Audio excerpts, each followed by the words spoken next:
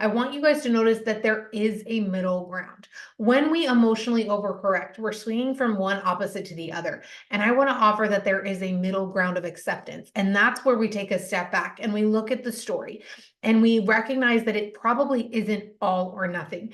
Our brain likes to operate in extremes because it makes things very clear. However, we have to tell a story in order for it to be extreme.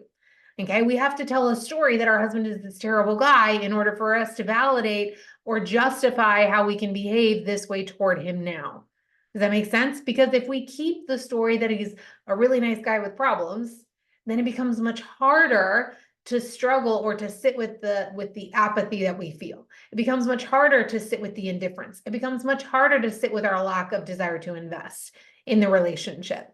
Right? So instead, we have to keep the story about how he's so terrible and we're never going to get past this, and how he's hurt us too many times and your relationship just can't come back from this, or he hasn't put any effort into this. Whatever the story is that you're telling, that story is what is creating the emotional overcorrecting.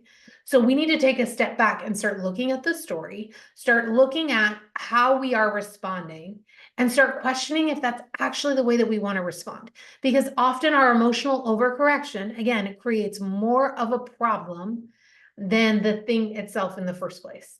It's our response to him lying. It's our response to him relapsing. It's our response to our parents parenting the way that they parented, right? It's our response to the circumstances that we face when we overcorrect emotionally that creates more of a problem than if we had just faced it head on in the first place. Does this make sense? Are you ladies with me?